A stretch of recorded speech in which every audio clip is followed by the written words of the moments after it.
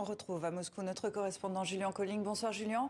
La Russie tente d'encadrer le récit de cette guerre qu'elle appelle une opération spéciale, quitte à faire la chasse aux traîtres supposés, Julien.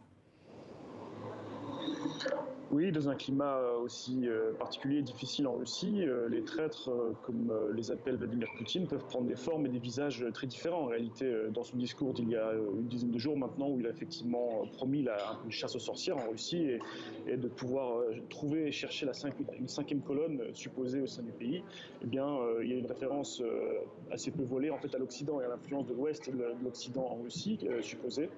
Et donc, pas mal de Russes peuvent se sentir visés par ça, en fait, notamment ceux qui ont collaboré avec des entreprises étrangères, occidentales en Russie, qui ont travaillé pour les ONG également, qui étaient encore jusqu'à récemment présentes sur le territoire russe, ou bien sûr au sein de médias indépendants ou de médias également étrangers qui travaillaient jusqu'à récemment en Russie. Et donc, on peut rappeler aussi sur ce thème, en fait, la loi des agents de l'étranger, qui existe depuis déjà longtemps en Russie et dont la liste s'est constamment allongée, en fait, au fil des ans.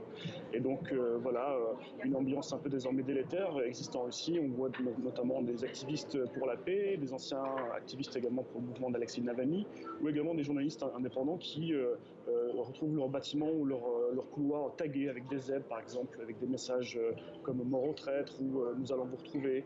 Également, l'ancien rédacteur en chef de la radio libérale Écho de Moscou a une tête de porc découpée qui a été mise devant son palier.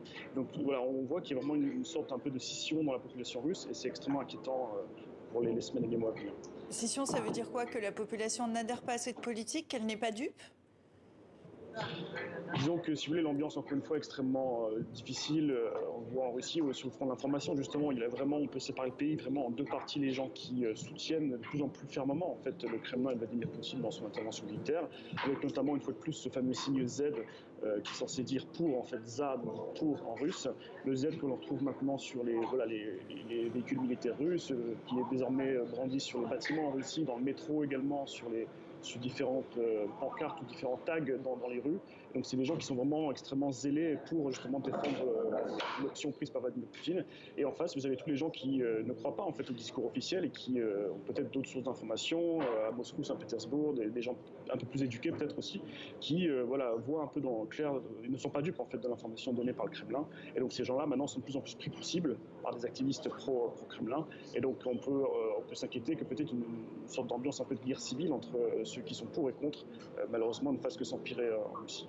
Une société russe divisée. Donc merci Julien Colling pour ces précisions depuis Moscou.